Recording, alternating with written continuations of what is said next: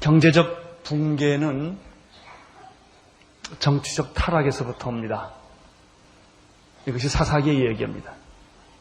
절대로 경제는 붕괴될 수가 없습니다. 어떻게 경제가 붕괴되는가? 한 가정에 있어서도 마찬가지입니다. 왜 기업이 망하는가? 그 직접적인 원인은 정치적 타락이 원인입니다. 정치의 타락은 어디서 오는가? 도덕의 타락에서 옵니다. 국민이 도덕성을 잃어버리고 정신이 해이해지고 물질 중심이 될 때 정치는 타락하게 돼 있고, 정치가 타락하면 경제는 기생하게 돼 있습니다. 그러면 국민의 도덕적 타락은 어디서 오는 것입니까? 도덕이라고 하는 것은 종교의 힘이 뒷받침 안 되면 도덕은 타락하게 되어 있습니다. 우리 국민의 도덕이 땅에 떨어지고 양심이 마비되는 까닭은 종교가 제 역할을 하지 않기 때문입니다. 다시 말하면 목사와 교회가 침묵하고 제 역할을 하지 않을 때 사람들은 물질 중심이 되고 물질적 가치관을 갖게 되고, 그리고 양심은 마비되는 것입니다. 이것이 오늘 우리나라가 당하고 있는, 우리나라가 직면하고 있는 문제입니다. 지난 한 달 동안 우리는 걷잡을 수 없는 많은 뉴스를 들었지만 그것은 한 달 사이에 일어난 일이 아니고 가만히 생각해 보면 지난 4, 5년 동안 계속된 일입니다. 여러분, 하나님의 진노는 하루아침에 쏟아지지 않아요. 진노는 쌓아지는 것입니다. 구름이 그냥 비가 되지 않아요. 구름이 비가 되기 위해서는 어떤 무게가, 기후의 변화가 계속 있기 때문에 떨어지는 것입니다. 우리는 그동안의 진노를 계속 쌓아왔어요. 하나님은 사인을 계속, 빨간불을 계속 보냈습니다. 우리는 무시했어요. 왜 하나님의 경고를 무시할 수 있을까? 인간이 오만하기 때문에. 정치하시는 분들이 오만하기 때문에. 돈 있는 사람들이 오만하기 때문에. 하나님 없이도 이 정도는 해낼 수 있고 이 정도는 문제가 아니다 라고 생각하기 때문입니다. 가만히 생각해 보면 올림픽을 치르고 우리나라 수출이 호황일 때부터 문제가 시작됐습니다. 민주정부가 들어설 때부터는 본격적인 문제가 시작됐습니다. 권력을 믿고 분수에 넘게 기업을 확착한 재벌들이 많이 나타나기 시작했습니다. 만약 그들이 권력을 믿지 않았더라면 그렇게 돈을 꾸지 않았을 것입니다. 꿀 수도 없었을 것입니다. 여러분, 무모한 기업들이 많이 생기고 횡재하는 사람들이 많이 생기니까 상대적으로 나타난 것이 노조운동입니다. 그런데 그 노조는 정상적이지 않습니다. 아주 극단적인 정치 세력화되는 준전쟁에 맞는 그런 노조운동들, 지하철 노조를 비롯해서 현대 노조, 지난 일을 생각해 보세요. 전쟁을 했습니다. 우리는. 노조뿐입니까? 학생운동 보십시오. 정상적인 학생운동 아닙니다. 한청년 보십시오. 연세대학교 보십시오. 그것이 논리에 안 맞는 일들이 계속 우리 주변에 있었습니다. 그러나 우리는 아무 누구도 이 얘기를 못했습니다. 교수들도 못했고 목사들도 못했고 침묵했습니다.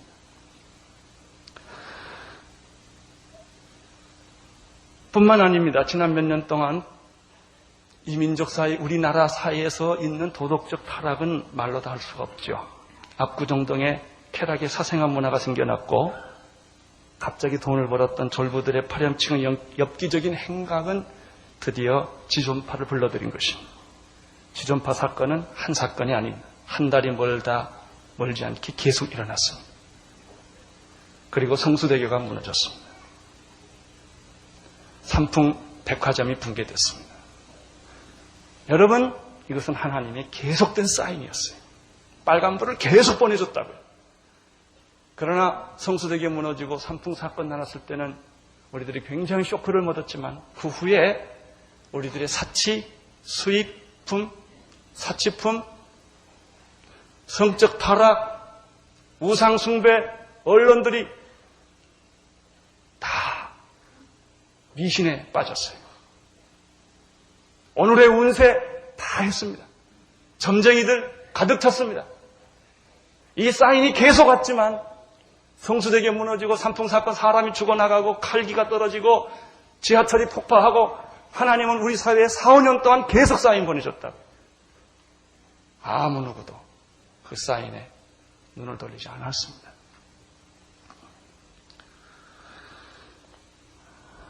백주의 인신매매가 다정되고 온갖 성적 범죄는 우리나라 전역에 오염되기 시작했고 영화, 잡지, 언론 매체, 이발소, 노래방, 다방 할 것 없이 무차별 성적인 놀이개로 변했습니다. 근데 이 문제 가지고 아무 누구도 말 안 했습니다. 교회가 정식으로 얘기 안 했습니다.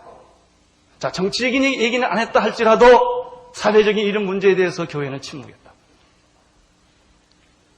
자식이 아버지를 죽이고 어린 소녀가 임신하고 젊은 여인들이 납치되어 창녀촌에 팔려가고 학교에서 우리 자녀들이 폭력을 당하고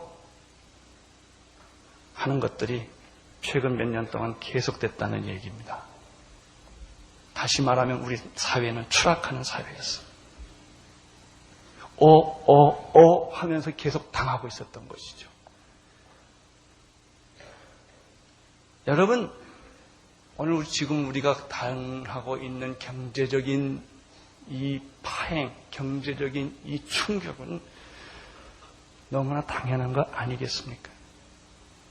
만약 하나님이 살아계시다면 이런 일이 일어나야 되지 않겠습니까? 나는 하나님이 살아계시다고 믿어요. 그분은 지금도 역사를 지배하고 계십니다.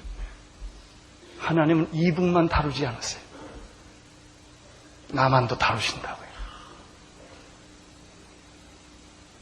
배고파서 망한 사람 없어요. 배불러서 망합니다. 우리는 배불러서 망한 사람들이에요. 여러분, 하나님이 이북만 심판한 줄 아십니까? 아니에요. 지난 1, 2년 동안 굶주림으로 이북은 너무나 많은 시련을 겪었지만 하나님은 똑같은 책찍을 우리에게 향하고 계셔요. 우리나라를 치고 계신다고요. 이걸 아셔야 됩니다. 이걸 보는 눈이 있어야 돼요. 이것을 깨닫는 마음이 오늘 우리들에게 필요하다고 믿습니다. 어떻게 할 것인가? 지금 최근에 온 위기는 이 빨간불이 마지막 빨간불입니다. 계속해서 지금 마지막 경고등이 오고 있어요. 4, 5년 전부터 왔어요. 우리 자녀들에게 왔어요. 우리 정치에 왔고 경제에 왔어요. 그러나 인간의 오만은, 권력을 의지하는 인간의 오만은, 돈을 의지하는 인간의 오만은 하나님의 경고의 소리를 듣지 않으려고 했던 것입니다. 그 결과는 no way, 당해야 합니다. 우리는 맞아야 합니다. 어쩌면 이 정도 치시는 것이 감사할지 몰라요. 전 전쟁이 안 일어난 것을 인하여 감사합니다. 우리는 지금 로마서 공부를 하고 있는데 로마서 12장, 13장을 공부 끝냈습니다. 크리스찬들은 어떻게 살아야 하는가? 너의 몸을 하나님이 기뻐하는 거룩한 산 제물로 드려라. 이거 12장 얘기입니다. 받은 은사대로 살아라. 그리고 원수를 미워하지 말고 너를 핍박하는 자를 축복해라 얘기 들었습니다. 13장에 들어가서는 우리들이 권위에 순종하라는 말씀을 들었습니다. 그리고 사랑은 율법의 완성이라는 말씀을 들었습니다. 이걸 마치고 난 다음에 사도 바울은 로마서 13장에서 분위기를 바꿔버립니다. 전혀 딴 얘기를 합니다. 그것이 11절입니다. 11절 얘기는 무엇입니까? 크리스찬들은 어떻게 살아야 되는가 얘기를 하다가 급하다 하는 거예요. 급하다. 지금 정신 차리지 않으면 죽게 됐다 이거예요. 너희들 정신 똑똑히 차리고 지금 상황이 굉장히 급박해졌으니 이 급박한 상황을 지금 너희들은 무시하지 말고 정신 차리고 들어라 하는 얘기가 오늘 11절의 시작입니다. 11절 보시겠습니다. 11절 시작.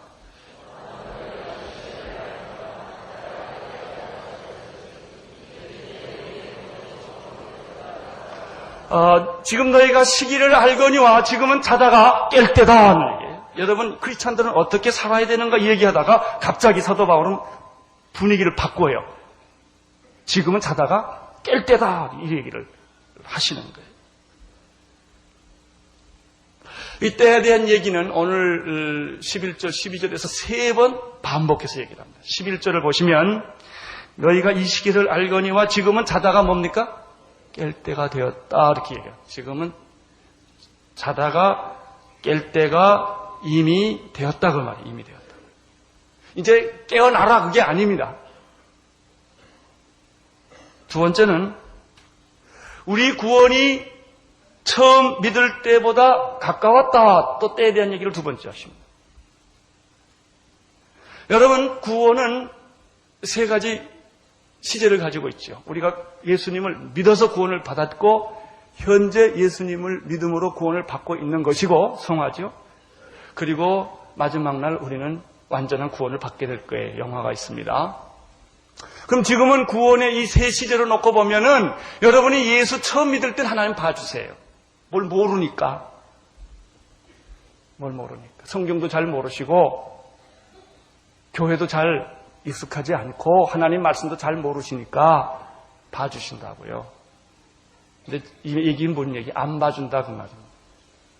이제 너 예수 믿은 지 10년 지나지 않았냐. 이제 장난 그만하라 이거예요. 감정놀이 그만하라 이거예요. 변명 그만, 이제 안 봐준다 그 말입니다.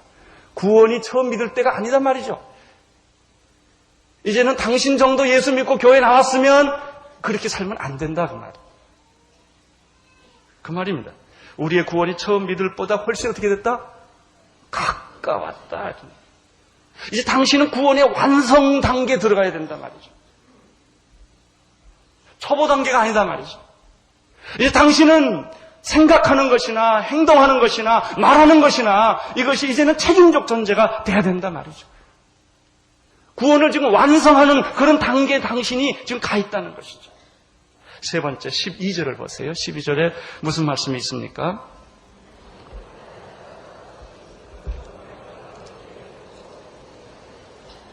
밤이 깊고 낮이 가까웠으니 그러므로 우리가 어둠의 일을 벗고 빛의 갑옷을 입자. 밤이 깊고 낮이 가까웠다. 무슨 얘기예요? 새벽에 동이 트고 있다. 역사의 새벽에 동이 트고 있다. 주님이 다시 오실 날이 멀지 않았다. 너는 어찌하여 잠만 자고 있느냐 말이지. 어둠 속에 어찌하여 아직까지 머뭇거리고 있느냐. 여러분, 이 얘기 때문에 어거스틴이 변하지 않았습니까? 어거스틴이 이 말 때문에 변하지 않았습니까? 옛날에는 변명이 통했다고요. 변명이 통했고 또 하나님이 또 봐주시겠지. 그런 거예요. 이러다가 다 잘 되는 거야. 그게 구약의 잘못된 예언자들 얘기 아닙니까? 괜찮아. 평안이야. 다 괜찮은 거야. 하나님 다 도와주셔. 이제 그런 얘기죠. 여러분, 새벽닭 소리가 울기 시작하고 기상나팔 소리가 울리기 시작했다는 성경의 이야기입니다. 잠잘 때는 잠옷을 입지요. 일터에 나가는 사람이 잠옷 입고 나가는 사람 봤습니까? 미친놈이죠. 옷 바꿔 입고 작업복으로 갈아입어야죠. 밤이 깊었다. 이제 새벽이 가까웠다 하는 이야기입니다. 여러분, 오늘 하나님의 말씀은 우리들에게 지금은 자다가 깰 때다. 구원은 이제 완성 단계에 온 거다. 그리고 지금은 어두움 깊은 밤이 아니고 동토오르는 새벽이다. 너희들이 지금 생각할 게 있다. 그것은 어둠의 옷을 벗어버려라. 잠옷을 벗어버려라. 어둠의 일을 벗고 빛의 옷을 입어라. 구원받은 우리들에게 이렇게 말씀하십니다. 구원받지 않는 사람에게 이 말하는 거 아닙니다. 도대체 예수 믿는다고 말하고 천국 간다고 말하고 성령 받았다고 말하는 사람에게 오늘 말씀은 이렇게 말씀하십니다. 12절을 함께 읽겠습니다. 시작. 밤이 깊고 낮이 가까웠으니 그러므로 우리가 어둠의 일을 벗고 빛의 옷을 입자. 여러분, 어둠의 일을 벗어버린다는 것은 무엇일까요? 어둠의 옷을 벗는다는 말이 무엇일까요? 해답이 13절입니다. 빛의 옷을 입는다는 말이 무엇일까요? 14절입니다. 우리는 13절에서 어둠의 옷을 벗는다는 의미가 무엇인지를 보고 14절에서 빛의 옷을 대신 입는다는 말이 무엇인지를 발견하게 됩니다.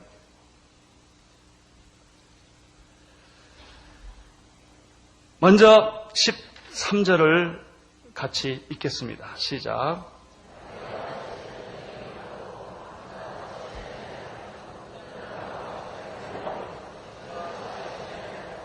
네 가지가 있습니다. 이것은 오늘 우리 사회가 변화돼야 될 네 가지 영역이요.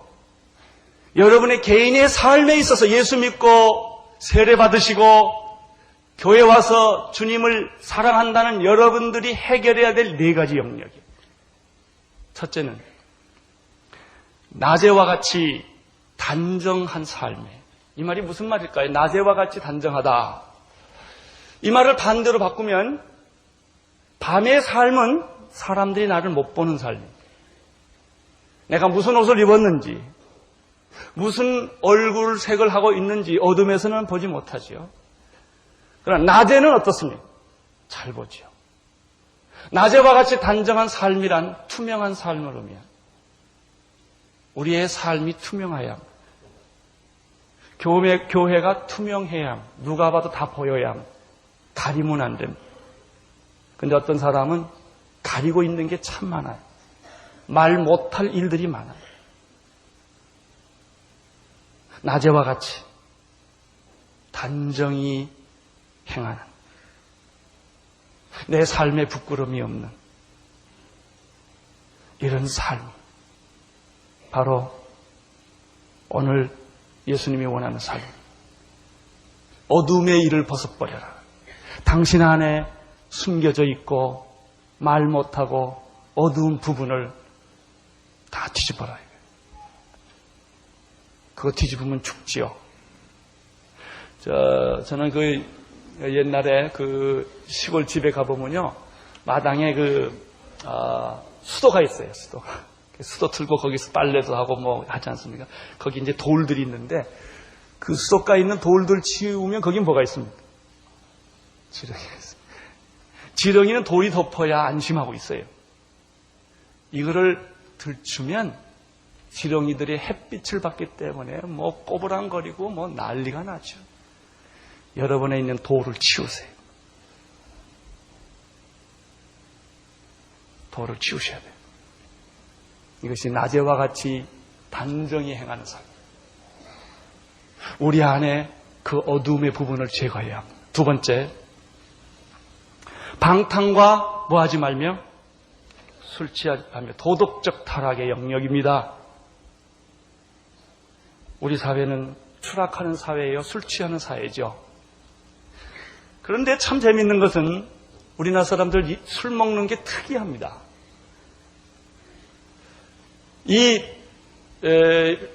미국이나 구라파나 이런 쪽에 그 음식에 술이 나오면 그 술은 하나의 음식이에요.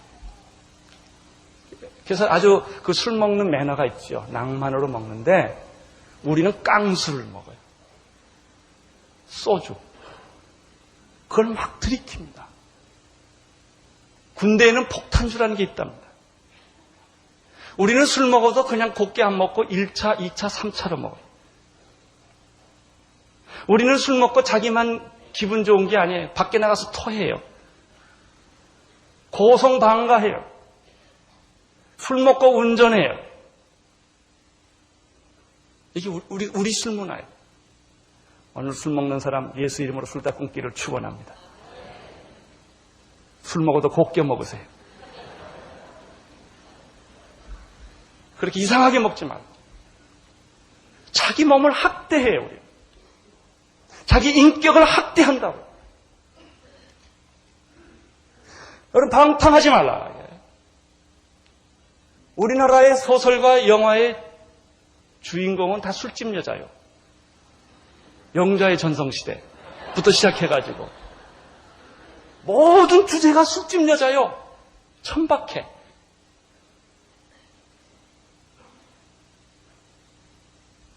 얼마나 무서운지 모르겠어요. 소재가 그거밖에 없어요. 우리. 술 먹는 얘기, 술집 여자 얘기. 거기에서 무슨 순수한 사랑 얘기를 하는 거예요. 여러분 오늘 성경은 이렇게 말합니다. 당신 방탕하고 술 취하지 말라. 이것은 빛의 삶이 아니다. 어둠의 옷을 벗어버려라. 나는 오늘 예수님이 여러분에게 임하셔서 술을 안 먹게 되는 축복이 있게 되기를 바랍니다. 어쩌다가 한두 잔 먹는 거 가지고 목사님 왜 그렇습니까? 하고 말할지 몰라요. 방탕하지 마십시오. 술집 여자 얘기로 여러분의 인생을 가득 채우게 하지 마세요. 술로 여러분의 인생을 가득 채우게 하지 마세요. 세 번째, 오늘 12절을 보면은, 13절을 보면은, 낮에와 같이 단정히 행하고 방탕과 순취하지 말고, 세 번째가 뭐죠? 음란과 호색하지 말고. 우리 사회는 이미 바벨론의 창녀들, 음녀들이 가득 찬 세상이 됐어요. 제일 무서운 것은 언론 매체에 음란 문화가 있다는 것입니다. 일간 스포츠, 무슨 스포츠, 이상한 글을 실지 않으면 신문이 안 팔려요. 잡지에 이상한 글을, 이상한 사진을 넣지 않으면 안 팔린다고요. 모든 상술, 모든 언론 매체 다 창녀들에게 잡힌 거예요. 여러분들이 성을 이용하는 게 아니라 성에게 잡힌 거예요. 호색과 음란에 다 노예가 된 거예요. 그게 오늘 우리 시대 문화. 음란과 호색하지 말며 벗어나십시오. 거룩한 하나님의 예수의 신부로서 사십시오. 마지막으로 뭐가 있죠? 쟁투와 시기하지 말라. 이게 뭘까요? 미움과 폭력이에요. 우리 사회는 미움과 폭력으로 얼룩져 있어요. 거기다 하나 더 낀다면 마약이 끼겠죠. 이것이 오늘 우리 사회를 구성하고 있는 거예요. 우리는 정치를 봐도 경제를 봐도 뭔가 숨기고 있는 게 많아 보여요. 낮에 같지 않아요. 다 밤에 사는 사람들 같아요. 우리 사회를 보면은 전부 방탕과 술 취한 것으로 가득 차 있어요. 술이 없으면 비즈니스가 되질 않아요. 우리 사회는 호색과 음란으로 가득 차 있어요. 그게 우리의 문화요. 우리 사회는 폭력과 미움으로 가득 차 있어요. 네 가지가 다 여기 있습니다. 이런 어둠의 일을 지금 벗지 않으면 무서운 심판이 온다 이게. 벌이라고 하는 심판이라는 것은 겁주기 위해 주는 말이 아닙니다. 사실이에요. 여러분 지옥은 사실이요. 지옥은 사실이요. 심판은 겁주는 거 아니에요. 사실이요. 지금 우리 얼마나 후회해요. 사람 잘못 봐가지고.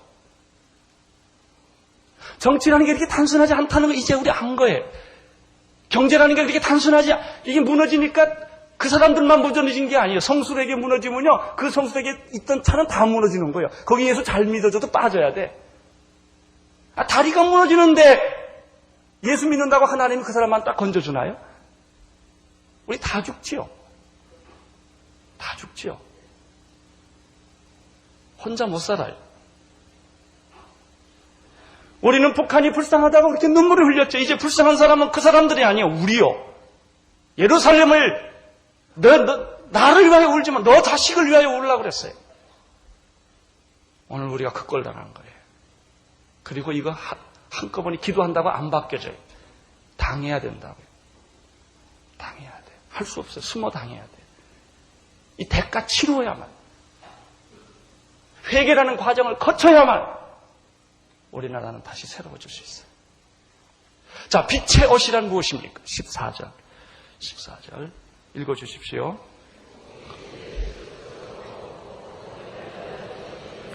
빛의 옷을 입어라 그랬는데, 빛의 옷이란 예수 그리스도의 옷입니다. 예수 그리스도는 길이요 진리요 생명이십니다. 빛이 오면 어두움이 떠납니다. 우리는 어두움을 몰아낼 능력이 없습니다. 그러나 빛을 받아들일 수 있는 능력은 있습니다. 내가 어둠을 못 몰아내지만 빛이 내 안에 오면 그 빛이 어둠을 몰아내는 줄로 믿습니다. 오늘 예수님을 영접할 수 있게 되기를 바랍니다. 예수님 앞에 여러분이 겸손할 수 있게 되기를 바랍니다. 왜냐하면 그분이 오시면 그분이 내 안에 있는 어둠의 세력을 다 몰아내 주시기 때문입니다. 여러분, 우리는 그동안 여러 가지 환난을 많이 겪어왔지만 요즘 우리가 겪고 있는 일은 심각한 것입니다. 어떻게 나라를 살릴 수가 있을까? 어떻게 우리 모두에게 회개와 경종과 그리고 뼈아픈 눈물 나는 고통을 인내하고 참아야 되죠. 방법이 없어요. 허리띠 졸라매야 되고, 이제는 대가를 우리가 치러야 돼요. 몇몇 사람이 잘못했지만 대가는 우리 모두가 다 치르는 거예요. 그 대가 치르다 보면 욕하게 돼요. 남 비판하고 욕하지 않고 돌 던지지 않고 냉소주의적인 시니컬해지지 않고 이것을 영적으로 우리의 책임으로 알고 십자가로 같이 지고 어린 양의 고난 속에 우리가 같이 동참하면서 이 민족을 구원해낼 수 있는 사람은 누구일까요? 교인들밖에 없어요. 소위 그래도 천국의 소망을 가지고 구원받았다고 하는 그리스도인들이 오늘 이 난국을 해결해야 돼요. 욕하는 거 쉬워요. 나는 여러분에게 부탁합니다. 욕하지 마시오. 분노를 부탁드리지 마세요. 누구에게 돌팔매질 한다고 해답이 안 돼요. 쉬워요. 남 욕하는 거 아주 쉽습니다. 크리스천들은 남 욕하는 거 아니에요. 고난을 받아들이는 거예요. 우선 우리 모든 그리스도인들이, 그래도 교회가 세상의 소망 아닙니까? 여러분, 구역예배 순모임 매주일 모이는 조직은 교회밖에 없어요. 반상에 안 돼요, 그거 가지고. 여러분, 군대 조직 가지고 안 된다고요. 자발적인 조직은 교회 구역 조직이에요. 교인들이 다 회개하고 마음을 가지고 나라 살리기에 앞장선다면 제가 어지간해서 세상 설교 안 합니다. 근데 오늘은 좀 해야 될 것 같아요. 여러분, 나라 살리는 일이면 다 뛰어들어야 합니다. 은행에서 돈 찾지 마세요. 저금하세요. 이제 우리 저금해야 돼요. 은행 살려줘야 돼요. 자본 만들어줘야 돼요. 달러 사재기 하지 마세요. 이제 사치품 과거에는 써도 괜찮았지 몰랐어, 분위기. 근데 이제는 쓰지 마세요. 허리띠 졸라 매세요. 이 운동 교회가 해야 돼요. 우리 편지 쓰기 하자고요. 그래서 우리 국민들에게 용기를 주자고요. 지금 용기 다 잃어버렸어요. 증권도 다 돈 빼서 도망간다고. 뭐 어떡하겠어요? IMF가 우리를 통치한다. 우리 국민들이 마음을 모으면 돈 안 빌려와도 될지 몰라요. 제가 미국에 최근에 있을 때 미국에서 한국에 외화 보내기, 달러 보내기 운동하더라고요. 미국서. 1000불, 100불 이렇게 보내더라. 우리나라 달러, 미국 사람들이, 우리 교포들이 그 운동하고 있더라. 얼마나 감동을 받았죠. 여러분, 지금 다 힘들고 무서우니까 어째서든 챙기고 도망가는 거예요. 전쟁 난 사람이 도망가듯이. 오늘 우리 교인들이, 오늘 이렇게 교인들이 이거 막아야 돼요. 우리 정부 신뢰해주고, 은행 믿어주고, 자본 모아주고, 그리고 우리 자녀들 이제 야단칠 수 있어요. 나라가 이 꼴인데 우리 자녀들에게 이야기할 근거가 생겼다. 나는 이번 기회가 축복이라고 생각해. 우리가 회개만 할 수 있다. 위대한 국민이 될 수 있어요. 아주 쫄짱고 더러운 국민이 되느냐? 예, 자기 것 챙겨 먹고 사재기하고 도망다니는 그런 국민이 될 것이냐? 정말 오늘 우리가 예수 믿는 위대한 국민이 한번 만들어질 수 있겠느냐는 시험대가 있다고. 저는 난 이번 기회를 생각해요. 우리 힘으로 도저히 못할 일들이 지금 일어났어요. 정치요, 정치 체질 우리 힘으로 못 바꿉니다. 근데 하나님이 지금 억지로 바꿔놨어요. 이번 대통령 선거 함부로 하지 마세요. 정말 기도하고 하세요. 대통령 지도자 하나를 뽑는 게 얼마나 중요한지 아세요? 여러분, 지금 정치가 변할 수 있는 유일한 천재일우의 기회. 지금 재벌들이 다 붙어났어요. 이거 좋은 기회입니다. 우리가 대만을 얼마나 부러워합니까? 건강하고 실력 있는 중소기업이 살아날 기회가 생깁니다. 재벌 중심의 경제 구조가 이제는 무너졌기 때문에 우리에게는 이제는 건강한 중소기업의 사람들이, 성실한 사람들이 권력을 백을 안 쓰고도 장사할 수 있는 시대를 만들어야 된다고. 그걸 만들어야 돼요. 좋아요. 여러분 이제 사치품 이제는 창피해서 어떻게 쓰겠어요? 수입품 창피해서 어떻게 쓰겠어요? 이제 우리가 내핍하고 다시 한번 살아날 수 있는 기회가 왔다고요. 이걸 놓치지 않아야 합니다. 기회예요. 우리 몇 년 고생할 거예요. 나는 우리 교육 가운데 정말 성실한 기업가들이 많이 나오기를 바랍니다. 기도하는 기업가들. 어떤 미래 산업의 새로운 아이디어를 만들어서 이 시대를 뚫고 나가고, 그래서 경제를 우리 나라 경제가 살고 정치가 살면 무슨 일이 생기냐? 그거 안 살면 전도 못합니다. 방글라데시 사람들이 우리나라 와서 예수 믿으면 복 받는다 그 말 듣겠어요? 망한 나라가 가가지고 예수 믿으면 복 받는다 그러면 듣겠어요? 예수를 전하려면 그 정치가 굉장히 수준이 있어야 되고 경제적으로 안정이 돼야 되고 문화가 수준이 높아야 돼요. 그래야 사람들이 들어요. 우리나라가 이제 복음을 전하려면 우리 민족이 잘 살아야 돼요. 저는 이번 기회를 주신 하나님께 감사를 드려요. 하나님은 이북만 다루시지 않고 우리도 다루신다. 우리에게도 채찍을 두셨습니다. 감사하게 생각하십시오. 그러나 절망하지 마십시오. 배를 움켜쥐고 우리 국민들을 격려하고 위로해야 합니다. 그리고 소망을 보게 해줘야 합니다. 지금은 자다가 깰 때가 되었다. 구원은 처음 믿을 때보다 훨씬 더 가까웠다. 밤이 깊고 낮이 가까웠다. 기도하겠습니다.